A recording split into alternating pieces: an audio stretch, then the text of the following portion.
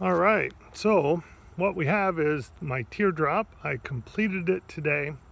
I'm going to give you a quick tour, um, and here we are. So we'll just start with the basic. I'll just walk around it. It's on a 4x8 Harbor Freight trailer. I just started with a used trailer.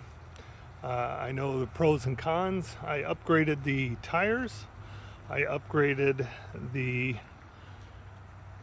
springs, the leaf springs, and I boxed the frame. Added bearing buddies and repacked all the bearings. Okay. The interior currently I have it set up as a couch. There is, on mine I have magnets so to hold my doors open. I'm going to go around and open the other door. I have vents that on the inside you grab them and open them. And I cannot open it without grabbing it and open it, but got vents that open. Currently it's set up as the couch. Got cabinets up here, got some USB ports right up here. Have my fan along with the vent, some lights. I power everything with a Bluetti EB150. Now that powers all my DC and my small AC items. So got your lights, got another one right over there. I got my table here, tabletop, and my footwell. So whenever you make your bed, you just take that table, take it out, put it down in here. The leg for the table stores right here. Then we have a couple storage areas.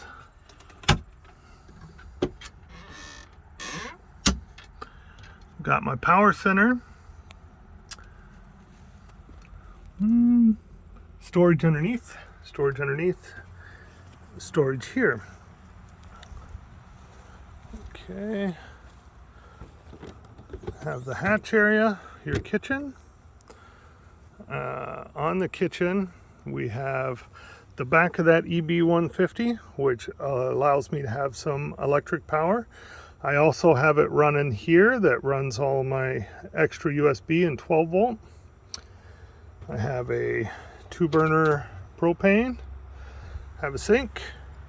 I have a 15-gallon bladder that I built a box for underneath the floor. I have soap. I have water. This is actually a 5-gallon water container pump, but I just adapted it to go here. It charges via USB cable here, and that keeps that charged. Have storage up on top. That up here, when you're cooking and all, you can have all your items here, but when you're traveling, you'll need to put them away, because when you close your hatch, this right here will close on there. Have storage up here, and then this is for the air conditioner, an extra vent to pull air over the coils. My fuse box is behind here, and that is all my fuses. Let's see, what we have here is, well, you'll see a solar controller there. And what you've got is more countertop and a microwave. So now we got countertop to go along and a microwave. We have two 100 amp hour lithium iron phosphate batteries here. And there is my solar controller. And on this side,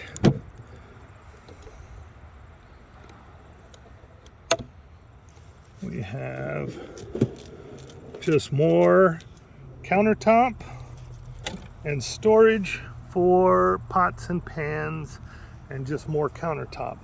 So overall the kitchen has these items here, my countertops, my microwave, and all my cooking area.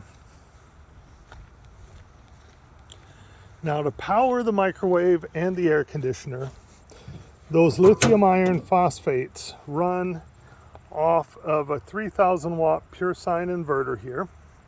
This powers the microwave, it powers the air conditioner, and also I have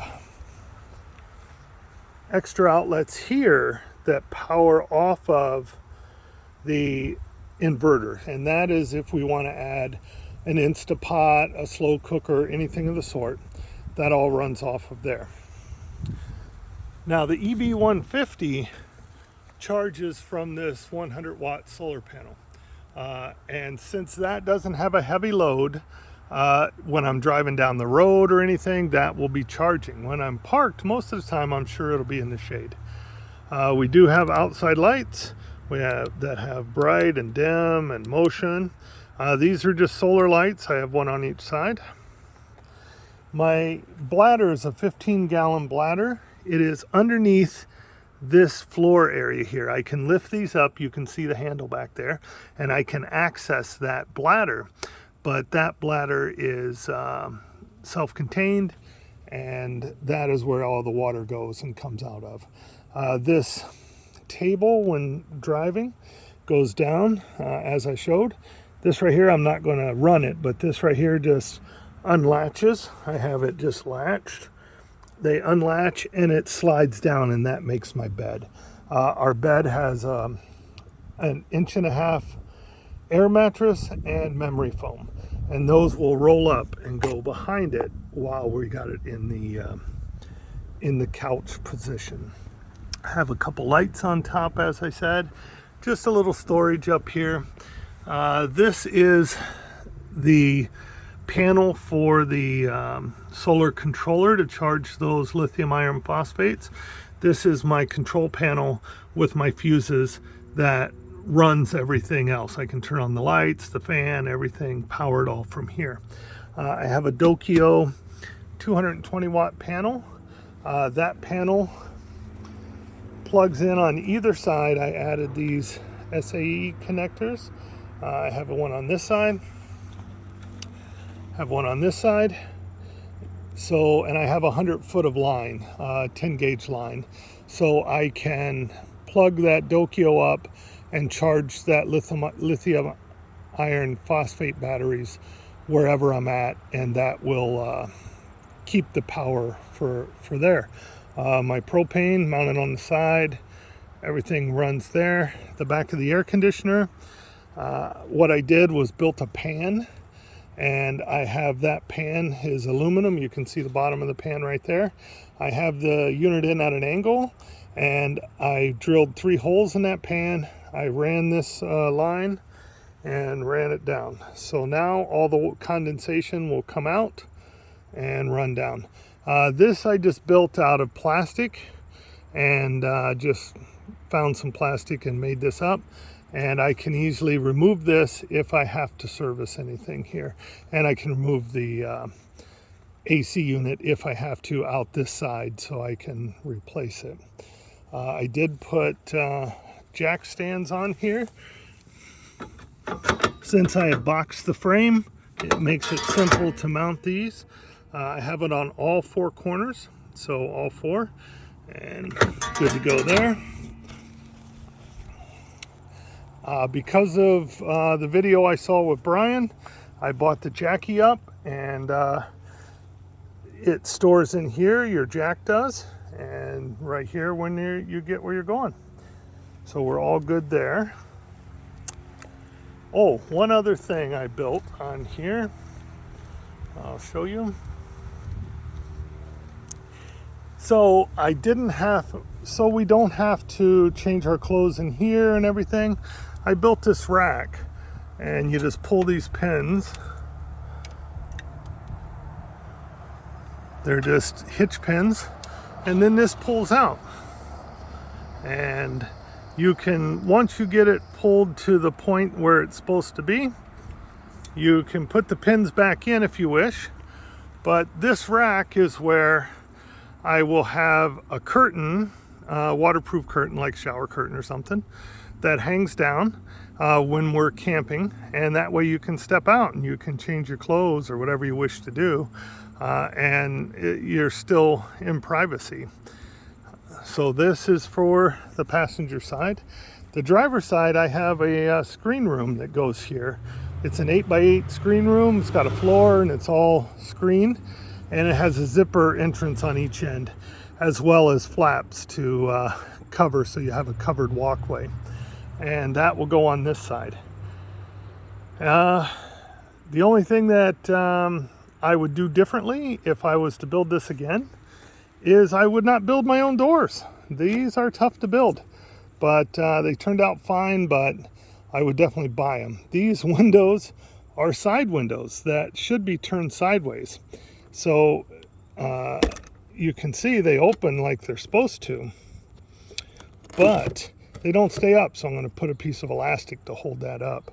But it's because they're supposed to be on their side. You can see there's the label right there, a sideways label. And both windows are exactly this way on both doors.